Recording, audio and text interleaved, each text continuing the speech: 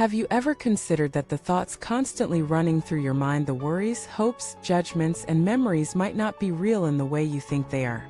What if everything you cling to mentally is like a cloud in the wind, a mirage on the horizon?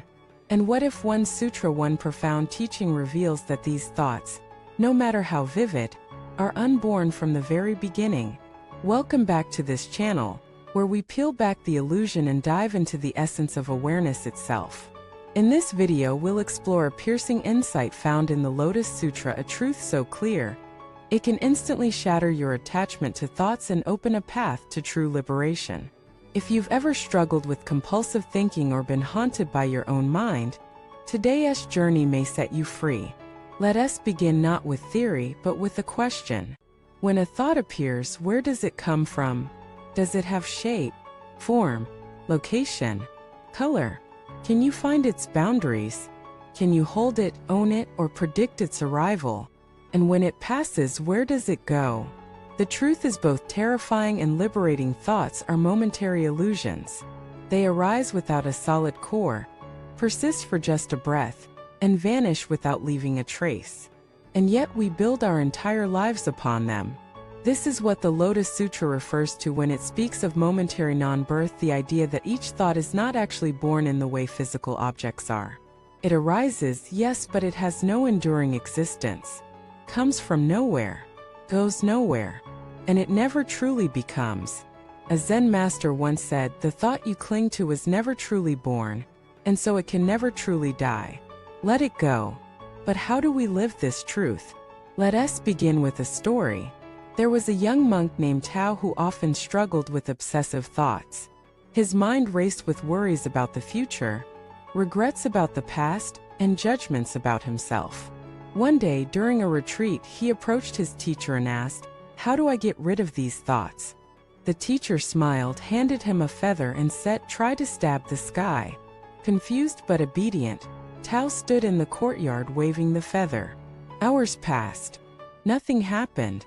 When he returned, the teacher said, "Thoughts are like the sky. They cannot be pierced, only noticed. Let them pass." That lesson marked a turning point. Tao realized that trying to control or defeat thoughts was like fighting the wind.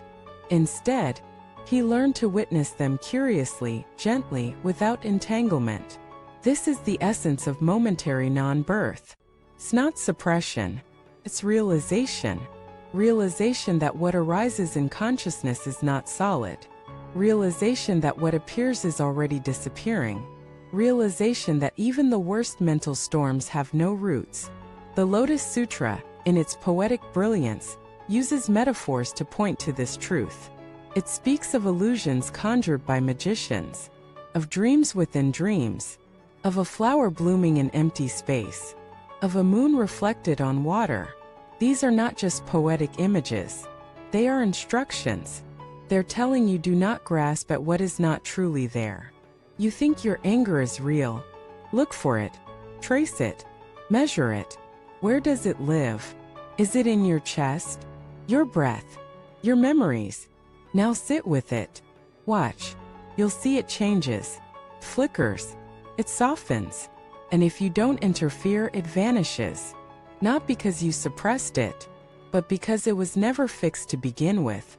This is the mind the sutra invites you to discover, not a mind that controls, but a mind that sees. A mind that is like a mirror reflecting everything, holding nothing.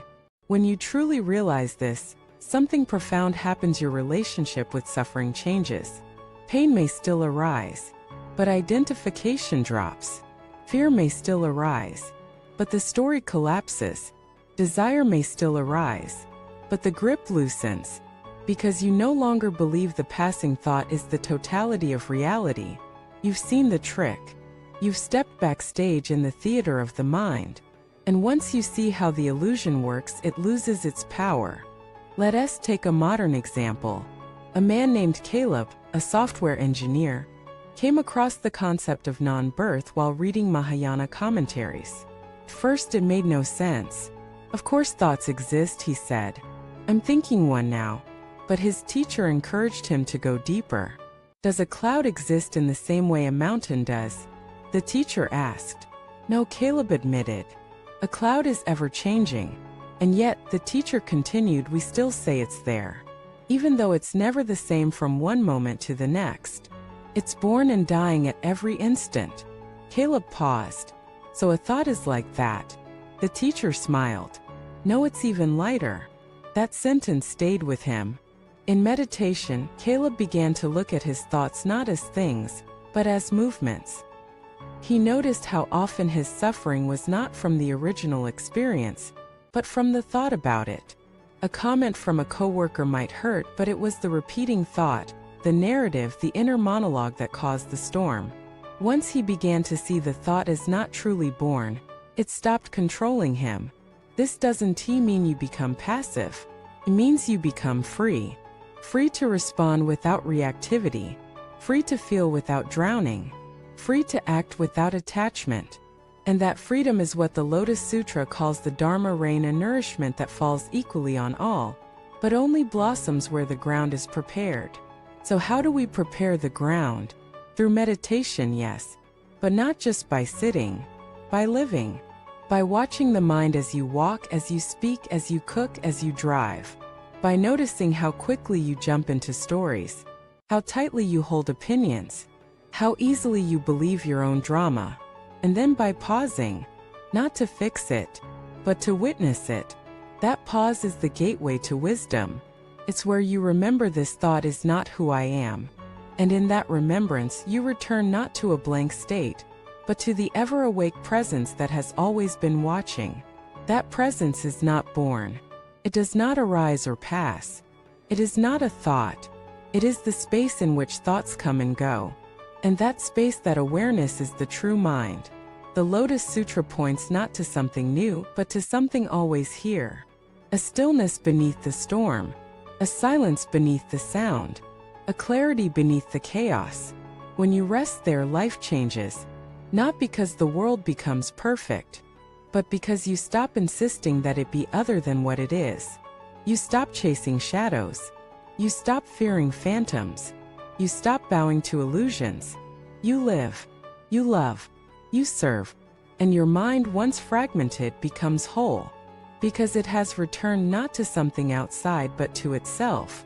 Thank you for watching this video. If these words stirred something in you, sit with it. Let it echo. Don't rush to the next thing. And please share your reflections below. Have you experienced the illusion of thought? What helps you see through it? Like, subscribe, and share this teaching. Let others remember that what they fear was never truly there to begin with. Until next time, may your mind be light, your heart be spacious, and your awareness unshakable.